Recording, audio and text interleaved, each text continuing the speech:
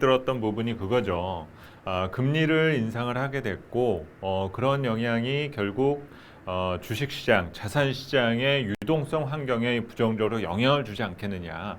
그거를 여러분들이 이제 가장 크게 걱정을 하고 계십니다. 그러면 이제 앞으로 한은의 통화정책 방향이 어떨 것이냐라는 것들은 미리 알고 계실 필요는 있어요. 우선 연내 인상 가능성은 시장에 노출되었었던 변수입니다. 그리고 시장 참여자들 중에는 이렇게 경기 회복은 이어지고는 있으나 변이 바이러스나 감염 재확산 문제 등으로 인해서 혹여라도 올해 인상을 못하게 되진 않을까라는 소수 의견 정도는 조금 있었었거든요. 그런데 갑자기 지난주부터 한국은행과 시중은행들이 대출 규제에 나선다라는 분위기가 감지되면서 야 이거 진짜로 금리 인상할 수도 있겠구나라는 분위기로 급격하게 분위기가 반전됐습니다. 그러면서 어저께 실제적으로 금통위에서는 금리 인상 결정이 이루어지게 됐죠. 이제 시장에서의 논의되는 것은 한 번은 더 할 수도 있겠다. 이것이 이제 시장에서 다뤄지게 되는 핵심입니다. 이제 그러면 시장 참여자들은 야 어저께 인상도 깜짝 놀랄 만한 상황이었는데 연내 한 번 더 한다고? 야 그러면 이제 주식시장은 투자하는 게 끝난 거가 아니야? 라는 해석들을 많이 내놓으시고 어저께 수많은 기자들이 저한테 질문을 했었던 것도 그런 건데 저는 정말 안타까웠던 부분 중에 하나가 요즘 기자분들이 너무 공부를 안 한다라는 거예요. 그냥 무조건 금리 인상이 된다라고 그러면 주식이 내려갈 것이고 금리가 인상될 때 수혜주는 뭡니까? 이런 것들만 찾고 계시더라고요. 그런데 우리가 금리라는 조건, 결국은 돈을 빌리기 위한 조건이 변하게 되었을 때 유동성이 환경에 영향을 미친다라는 것은 분명히 부정할 수는 없는 부분입니다.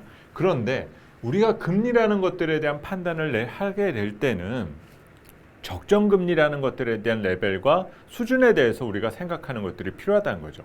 우리가 이제는 함부로 고금리 시대라는 표현을 쓰지는 못하는 거잖아요. 고금리 시대라는 것은 무엇을 뜻하느냐. 예전에 제가 자료에서도 한번 썼는데요. 고금리 시대, 그리고 지금 이제 저금리 시대지 않습니까? 왜 이런 용어가 나눠졌었을까? 고금리 시대라는 거는요. 그만큼 돈을 띄어먹고 도망칠 위험이 크기 때문에 금리를 많이 받았었던 거고 요즘 사회는 돈을 띄어먹고 도망치기가 없는 사회로 가고 있다는 거죠. 저신용 사회였었고 고신용 사회로 가고 있기 때문에 지금의 어떤 환경이 고금리 시대로 돌아가기란 어렵다라는 겁니다. 그런 상황이다라면 우리가 유동성 환경에 치명적인 영향을 행사하지는 않게 될 것이다라는 거죠. 그리고 우리가 이 금리라는 부분을 다루게 되면서 적정금리라는 것들을 생각을 해봐야 될 부분이 있는데 그러면서 우리가 같이 고민해야 되는 두 가지의 축이 더 있습니다. 결국 금리라는 것들을 결정하는 데 있어 영향을 주는 사안들을 우리가 체크를 해야 되는데 한쪽에는 우리가 물가를 생각해야 되고요. 그리고 한쪽에는 성장률을 생각을 해야 됩니다. 경제를 생각해야 된다는 거죠. 이 두 가지를 가지고 나서 우리가 평가를 내리고 그러면서 이 금리에 대한 속도와 적정 수준에 대한 것들을 평가하는 것이 필요하다라는 거예요. 그러면 지금 우리가 시장에서는 얘기들을 하고 있죠. 어제도 한국은행에서 얘기했었던 내용들을 보게 되면 성장률 4% 올해 이거 수정은 하지 않았어요. 4%는 유지가 될 거다. 그리고 물가는 조금 올렸습니다. 2.1%로 전망치를 소폭 상향 조정을 한 상태고 당분간 물가 상승은 계속될 것 같다. 그 얘기들을 하고 있다는 거죠. 그런데 현재 금리는 어제 올려서 0.75%가 되어 있는 상태라는 거죠. 그러면 우리가 지금 올해는 4%죠. 그런데 여기서 시간이 카운트가 되면은 우리가 어떤 식으로 바뀔 건가?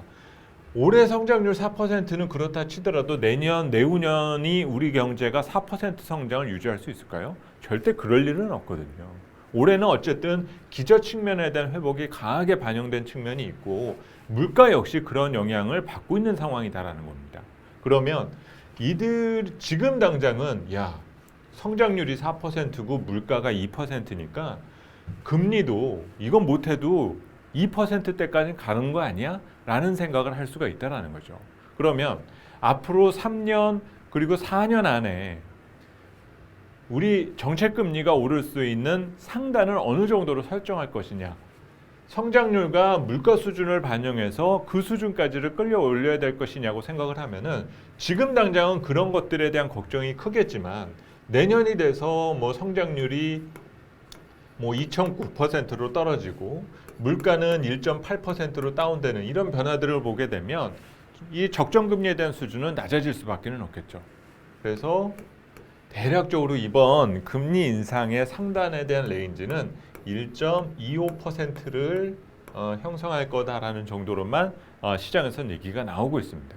그런데 과연 1.2%의 적정금리에 대한 수준을 정책금리에 대한 레벨을 가지고 우리의 지금 유동성이 그렇게 어마무시하게 영향을 받을 정도일까요? 고금리입니까 이게? 그래서 너무 지금 시장에서 여기에 몰입해야 할 이유까지는 없다라는 부분인 거죠. 물론 당장 지금 수급에 일시적인 영향을 행사할 수 있는 측면 등은 있는지 모르겠지만은 금리가 오르기 때문에 유동성에 영향을 받고 우리 주식시장이 붕괴될 것이다라고 생각하게 되는 것은 너무 극단적인 해석일 수밖에 없다라는 겁니다. 그리고 우리나라 주식시장을 전부 다 추적을 하게 되면요, 우리나라 주식시장이 가장 좋았었던 때는 금리가 0%를 향해서 빠질 때라기보다는 정책금리가 올라갈 때 우리나라 주식시장은 더 좋았었어요. 왜냐? 금리가 올라간다라는 것은 물가 상승 압력이 강해진다라는 것은 우리 기업들의 이익이 더 증가한다라는 얘기입니다. 우리나라가 어떤 나라예요? 자원 하나 안 나는 나라지 않습니까? 갖고 있는 것이다라고는 기술과 인적 자원밖에 없는 나라예요. 우리나라의 산업 구조는 밖에서 물건을 수입해다가 여기에다가 우리가 가지고 있는 노하우를 심고 그거를 밖에다 팔아서 그 사이에서 발생된 부가가치가 우리 경제의 성장 동력이거든요.